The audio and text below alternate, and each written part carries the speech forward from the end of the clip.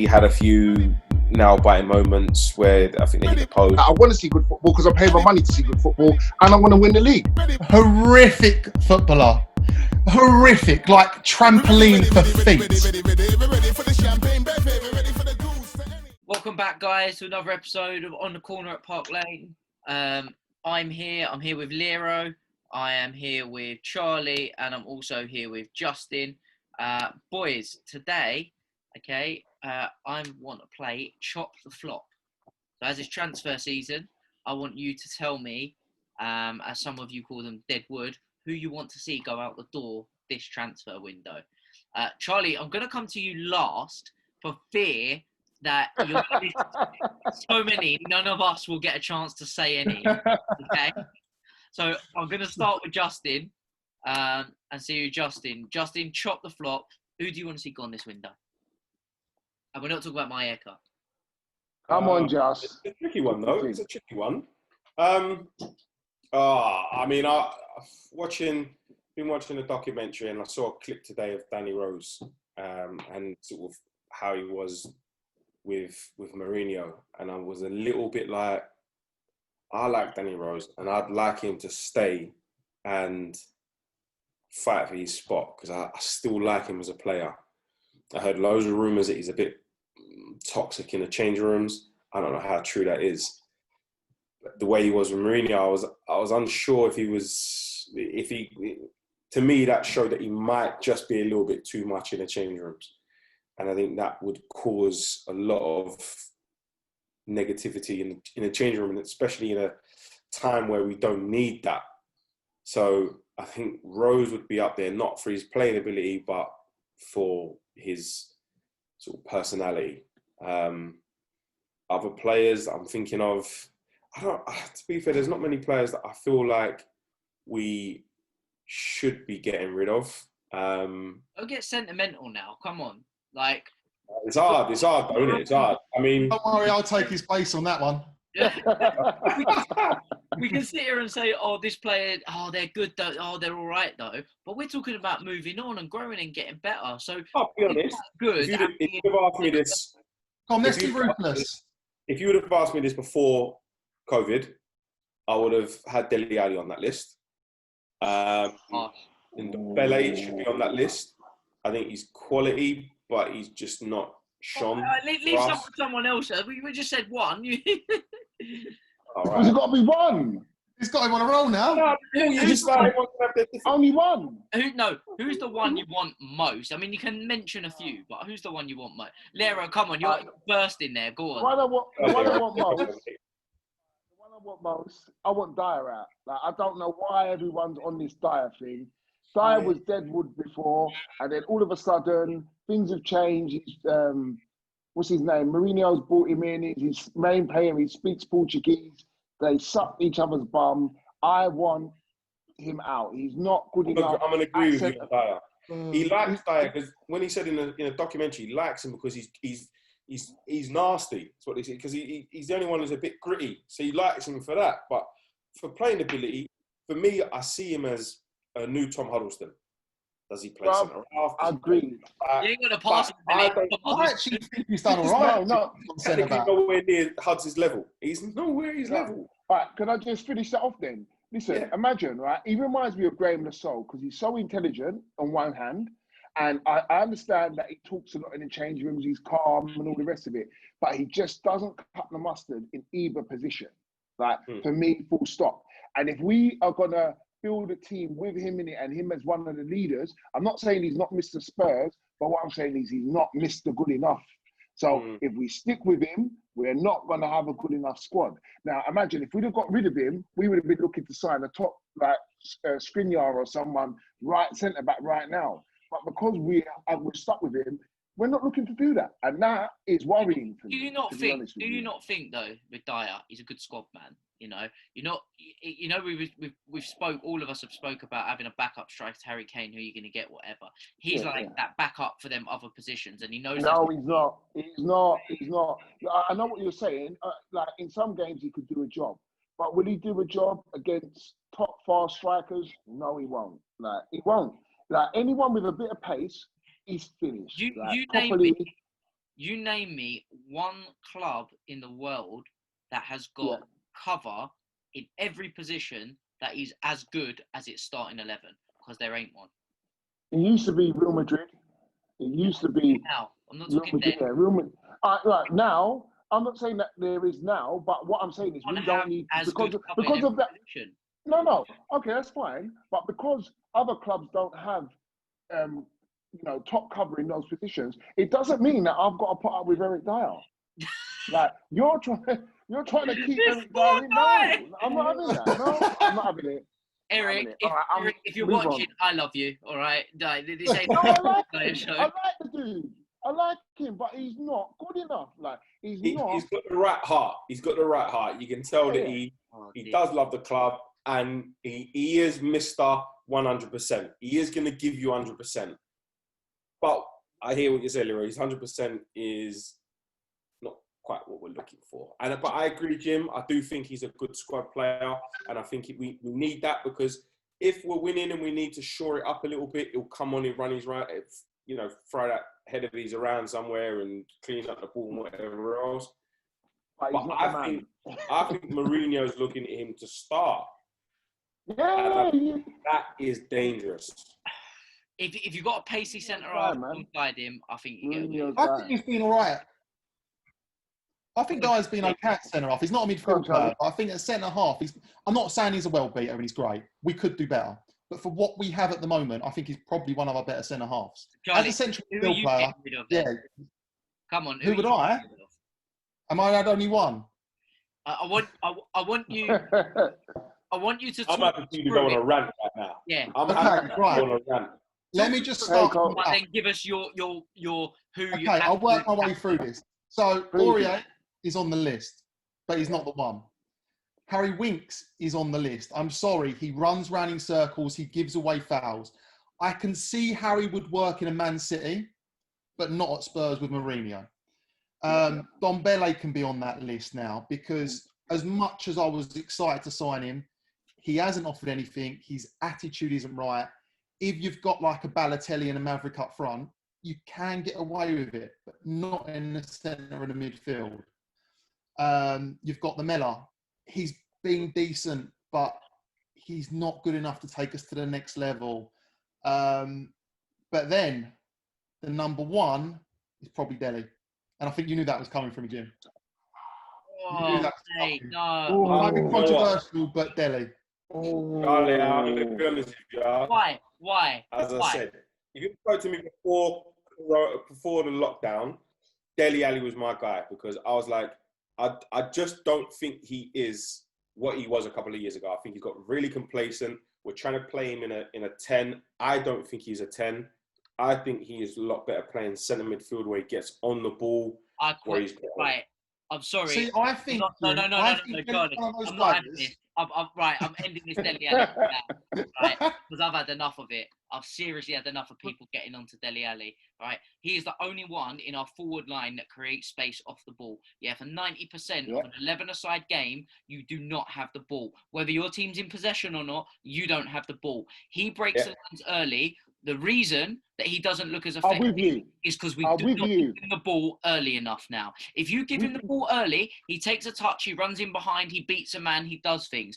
If you wait until he's got 2 and 3 people around him, his only choice when you play the ball at chest or head height is to flick it on, because he is not an Emil Heskey or an Akinfenwa that's holding off 3 man, right, and bringing this ball down. I agree. He's not. I agree. Flick it. Let me argue my case, Jim. No, Charlie, wait. If you are not playing the ball quick enough to him, then you are killing him. The other thing is he has had an injury-plagued 18 months, right?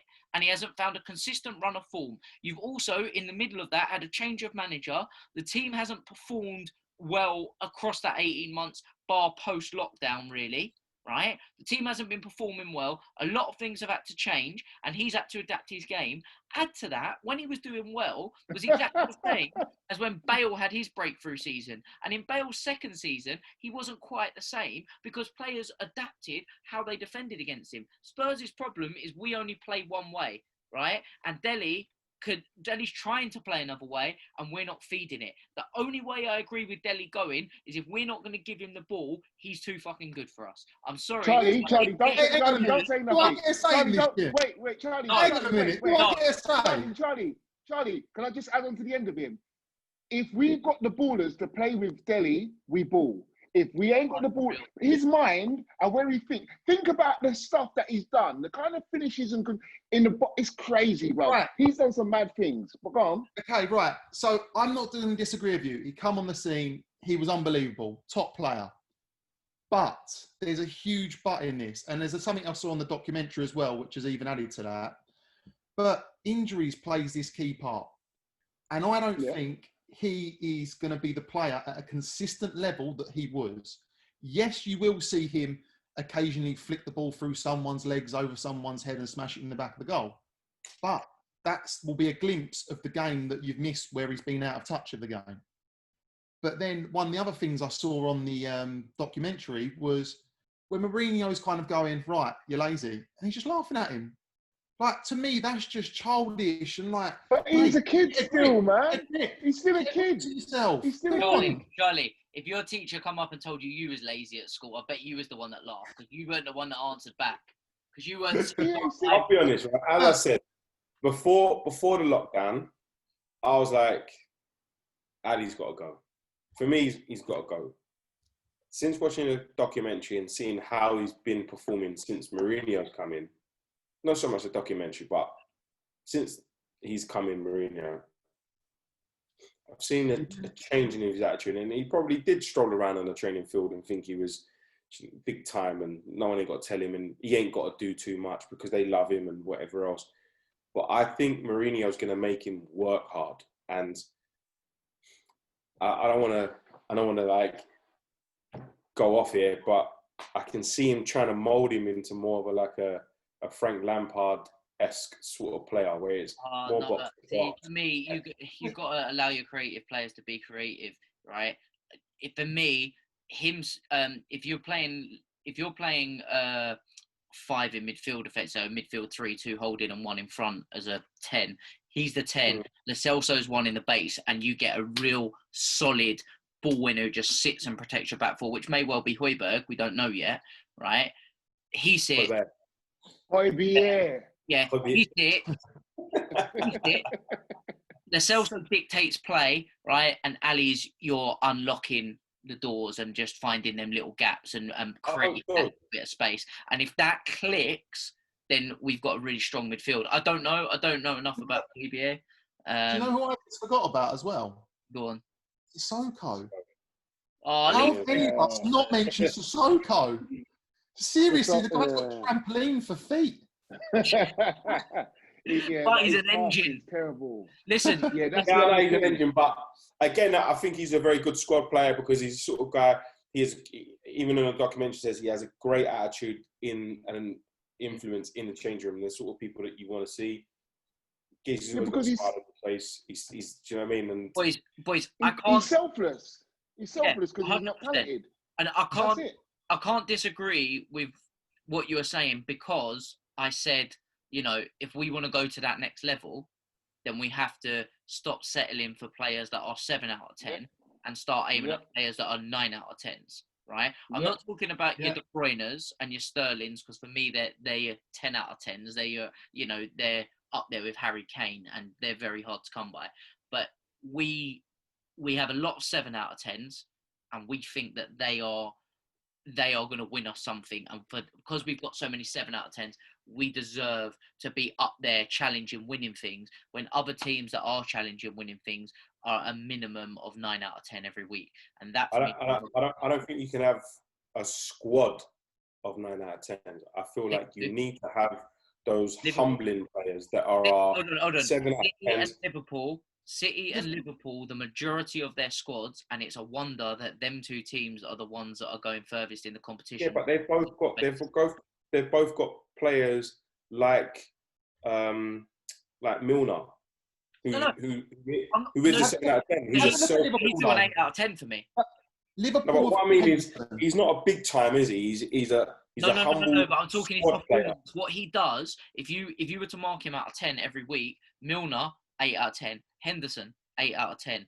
Yeah, but the thing is, Trent, 8 out of 10. Sissoko is our Henderson doing that job. But if you get Henderson in the final third, he'll find the pass. He'll find the cross. Who? Sissoko will find the fucking back row. Right, but ultimately, out of all of this, like where you're showing that the problem stems from our youth development, because quite clearly we're not getting enough youth development of players that are developed in the youth system coming through and being 9 out of 10s. Ali never come through our youth system. Do you know what I mean? Name me our last youth player that come through our youth system that's anywhere in at the 7s, 8s, and 9s, other than Wicks. No, Harry Kane never come through our youth system. Yes, he was at Arsenal first. Probably Ledley he was King, at Arsenal. He was only at Arsenal for a year. Yeah. And then he went back to the other team. All right, do you know what? All right, It's probably Ledley King. Harry Kane. All right, Harry Kane. Who was before him? Ledley King. How long apart was they? All right, what about Tanganga? Wait, Danny Winks come through the youth He ain't on that level yet. Harry Winks, Oliver Skip. No, fuck Harry Winks. Oh, sorry, I can't say that. But Harry Winks is not on that level yet. I think he's a good player, but he's not a 9 out of 10 player. Question for you, though. He's average. For you, though. Going back to, I think it's what Jimmy said earlier about Harry Winks. Why is it, do you think, that he's a sort of player that could suit a Man City style of play, but not ours? So if he's good enough to play for someone like Man City, why do we consider him not to be good enough for us? I think we can fit into Man City. Boys, can I put this to you another way? Exactly what you're saying about Harry Winks and my rant about Dele Alli, right? It's what happened when Van der Vaart come to Spurs. When Van der Vaart first first 2 or 3 games, he was getting the ball with his back to goal. He was touching it off and spinning, and we lost possession. And it wasn't because his flick was a bad flick. It was because the rest of the players were so far behind him. He was used to playing with players that were just there. He'd touch it off and go. They could read the game. Van der Vaart had to regress his own game to fit in with Spurs rather than Spurs progressing to fit in with him, right? Edgar Davids said the same thing when he was there. And the likes of Winks, the likes of Harry Kane, the likes of Dele Alli, for me, they see things earlier and quicker, and you have to give them the ball accurately, quickly, into their path so they can do something with them. It is no good hitting a 40-yard ball to their chest when they've got 2 men on them, because they ain't bringing it down. Boys, let me tell you mine. How did Winks get into this conversation? I understand Dele and Harry. Charlie put him on a dead list. I'm sorry, I'm not a Winks fan. I'm sorry. I'm just not a massive Winks fan. No. I like Winks. I like him. Yeah, but he's not that good. Let me tell you mine, because I think that I hear what everyone's saying about lockdown, and I hear what everyone's going on about. But for me, there's 2 players here that stand out. One of them is Lamela, right? And that I love Lamela's heart on his sleeve approach, right? I love everything. And I've been saying year after year after year, give him a chance. Oh, he's been injured. He'll come good. But when you see the likes of Bergwijn now coming in, right? And you've got Son and Lucas, Lamela ain't there. And I'm talking about, who am I going to ship out who I can get some money for, some half-decent money to use to reinvest? Lamela, you'd probably get 20 to 30 mil off an Everton or a Palace for him, right? Or he might go abroad and get that. You give it another year, 18 months, you ain't getting that. So for me, he's one potential, but can't believe I'm saying this. I agree with Charlie, right? In the fact it's Aurier. It's got to be Aurier, because every game is an accident waiting to happen. And we've gone from Kyle Walker to Kieran Trippier to Aurier, right? I liked Kieran Trippier a lot. And I liked Kyle Walker, even though I thought his defending wasn't as good. His pace got him out of jail, and he gave us more going forward. But Aurier, his crosses aren't as accurate as people make out, okay? If he's so good going forward, why isn't he a winger? Why is he a right back? And we've got about 4 wingers in his position that are better than him, so see you later. Tanganga's better than him. Foyth's better than him at right back. And hopefully Doherty, now we've signed him, is going to be better at right back as well. Not Foyth. I would have Foyth over Aurier. Mate, Aurier, I don't mind him as a player that bad. It's just the fact that he's he could be a 9 out of 10, but he could also be a 3. That's the No. problem. That Every game, no consistency. matter how well he is playing, he is guaranteed to give away a silly free kick or penalty or get himself sent off. Right? He's a bit like. Right, do you know what How that many is? penalties and sending offs he had this season? Concentration. No, but it's to do with concentration. And I don't care what you say, that is a part of him, his personality, that no coach in the world is ever going to change. It isn't, he can't pass, we can work on his passing, his touch, his shooting, his decision making, you can work on them things. Someone's concentration in here, that's, they either can or they can't, and he can't. He's gone for me. We're ready for the champagne.